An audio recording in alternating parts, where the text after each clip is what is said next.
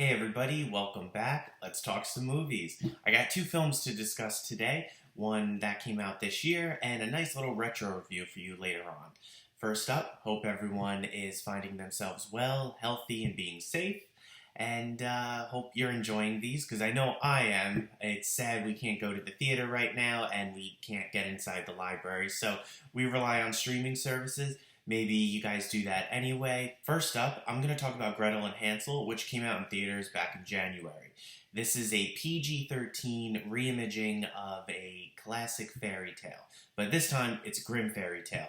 And even though it is PG-13, it doesn't mean you should bring the little ones along to watch this film.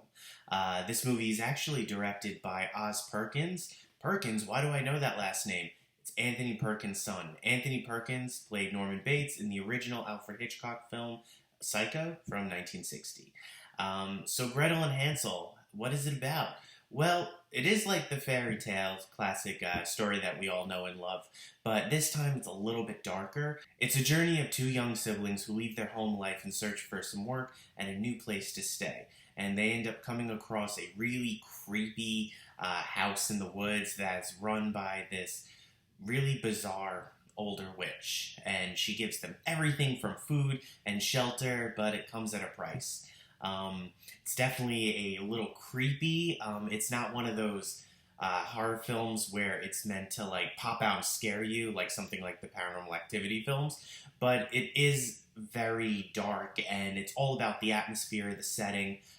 Director Oz Perkins really does a great job of establishing this world that we as the audience can be sucked into, and that's what I really liked about it. I was pleasantly surprised.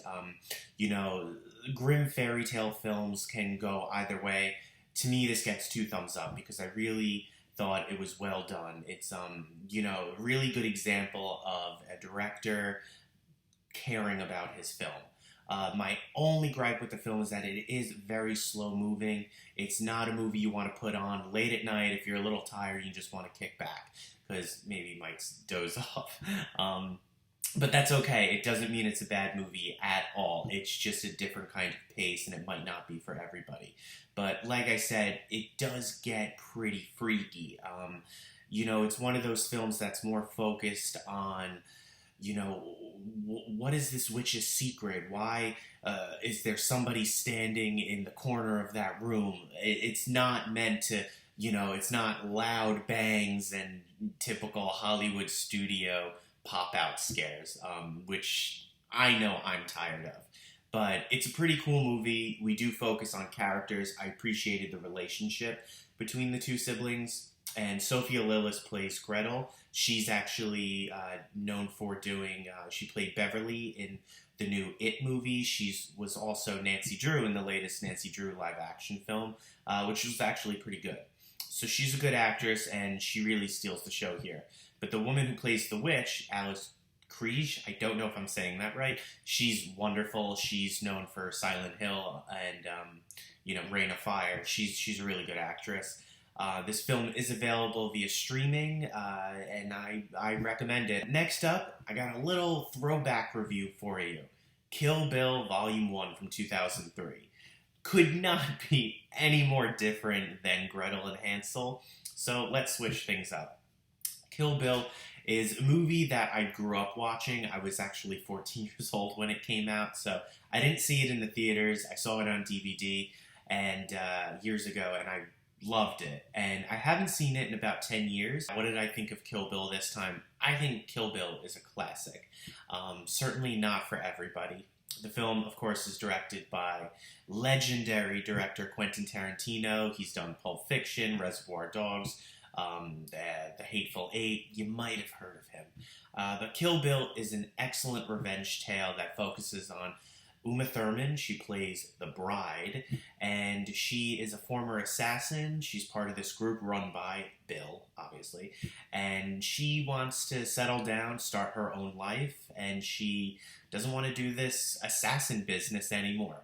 Well, her coworkers really don't like it, and they end up doing her in pretty bad.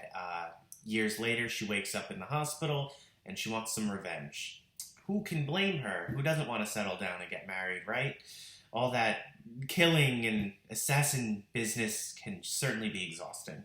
But what I really liked about this film, obviously not the gratuitous gore and violence, I really loved all the layers. I thought there was a lot going for it. While it is a typical revenge story, Tarantino puts his stamp on the film, and we have everything from really wacky sound design to quirky dialogue, and we have a slew of famous people in it, of course. Vivica A. Fox, David Carradine, Michael Madsen, who doesn't love him, Daryl Hannah, the list goes on. And what Tarantino does is he really establishes this world where it's like, does this take place in the 70s? Is it a grindhouse film? You know, and it really, he puts a stamp on it, and it really is a specific kind of movie. You know, if you haven't seen it by now, obviously, highly recommend it. It is actually streaming for free if you have Hulu. You know, maybe you haven't seen it in a while, maybe you haven't seen it at all, definitely check it out. And if you like it, you can continue with Kill Bill Volume 2, which came out just a few months after the first film came out. They were, in fact, shot back to back and premiered at separate times. So, Kill Bill was really cool. I highly recommend it. Alright, guys, well, that's what I got for you this week. Stay tuned next week. I'll be talking about who knows what. Alright, be safe.